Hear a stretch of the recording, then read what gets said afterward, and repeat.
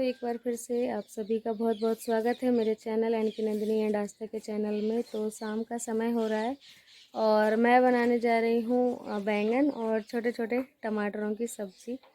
तो ये देखिए, ये हैं छोटे छोटे टमाटर, ये देखिए।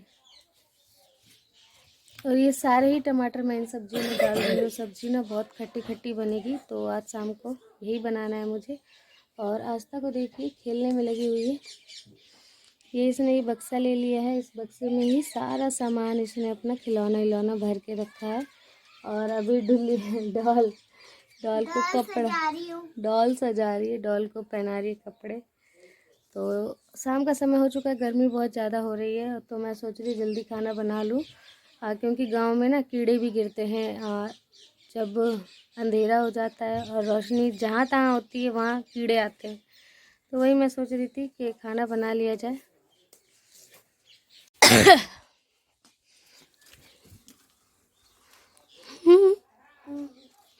ये क्या, तुम कागज़ के कपड़े बना रही हो? तो यहाँ पे दोस्तों शाम के 7 बज चुके थे और मैं सब्ज़ी बना रही थी बैंगन टमाटर की। तो सब्ज़ी बन चुकी है और बहुत ही अच्छा कलर उसका आ गया है। तो शाम को ऐसा होता है ना कि खाना पीना बना लो, उसके बाद थोड़ी देर रेस्ट करने का मन करता है। तुरंत ही ऐसा नहीं होता कि खाना बनाएं और तुरंत ही खाना खा लें।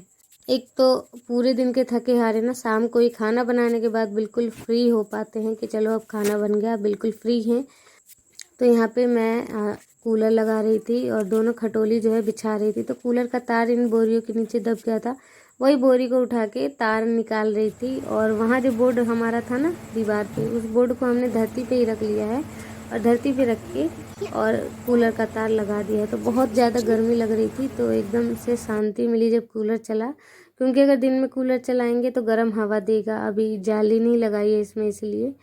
तो अब जब रात हो गई है तो कूलर हम ऐसे ही चालू कर लेते हैं बिना पानी। और यहाँ पे दोस्तों फिर हो गई है सुबह और फिर से जो करीब बच गई थी उनको ही छपाई करने लगे हैं। और मतलब हार्ड तो है ही, नहीं हो पा रहा, लेकिन फिर भी जितनी भी मिट्टी बची है उतना तो लगाना ही है इन करी में।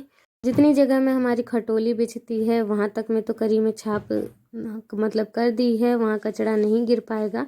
और यहाँ पे जो बची हुई मिट्टी थी वही लगाए थे। तो कमेंट आया था कि पानी के छिटकारे मार के और उसके बाद आप मिट्टी चिपकाने की कोशिश करना। तो लेकिन नहीं हो रहा था और गीला हो जा रहा था, तो उसके कारण सरक सरक के गिर जा रहा था।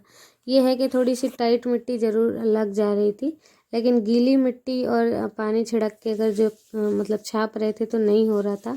आप सभी ने कमेंट किए थे, बहुत सारी राय आई थी कल के दिन, लेकिन वो सारे ही हमने कल ही यूज़ कर लिए थे, लेकिन नहीं हो पा रहा था, पता नहीं क्यों।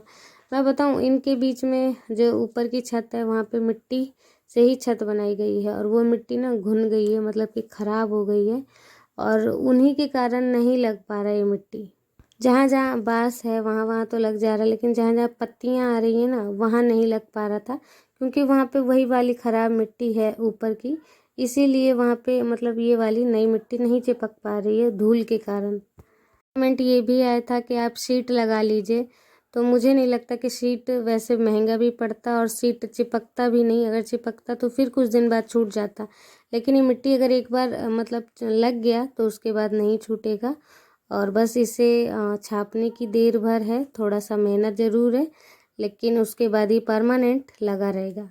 तो यहाँ पे ये मेरा देवर ही लगता है, तो इससे मैंने बोला था कि देखो छाप के तुमसे होता है कि नहीं।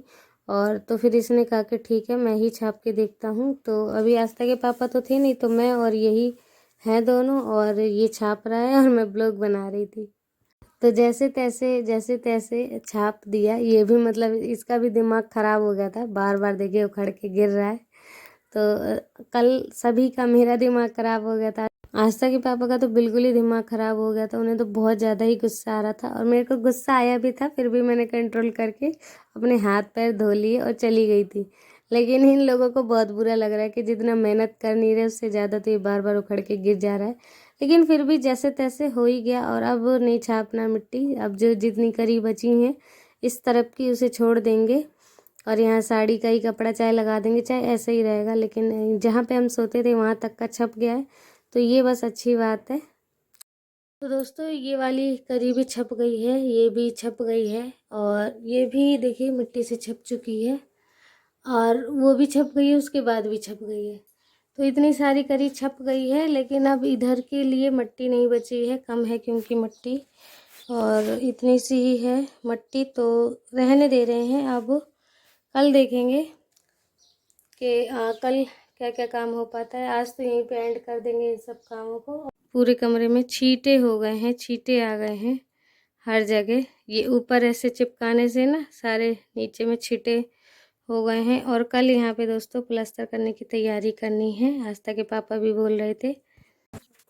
तो इतनी मिट्टी देखिए दोस्तों बची रह गई है, तो मैं इन सभी को इकट्ठा करके एक तरह लगा दे रही हूँ, ताकि अगर ये ऐसे पड़े रहेंगे तो क्या होगा कि कुछ सूख जाएंगे और टाइट टाइट हो जाएंगे। और ऐसे अगर लगा दूंगी और पानी के छींटे मार दूंगी तो ये ऐसे गीले बने रहेंगे और कल के लिए फिर सुविधा होगी और कल इतनी मेहनत नहीं करनी होगी। इसलिए अभी थोड़ी सी मेहनत कर दी और पानी इसमें डाल के छोड़ दिया है मैंने।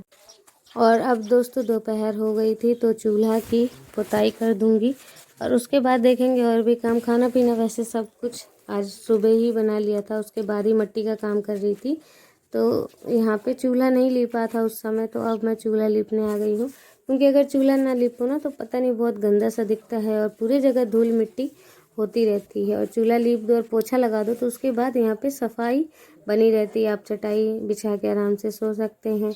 इसलिए यहाँ पे थोड़े दूर तक पक्का हो रखा है, इसलिए यहाँ पे मतलब सुविधा बनी रहती है अगर साफ सफाई कर दो तो। घर का और बाकी काम तो हो चुका है, लेकिन अभी इतने सारे कपड़े रखे हुए हैं, क्योंकि 2 या 3 दिन से मैंने कपड़े नहीं धोए हैं।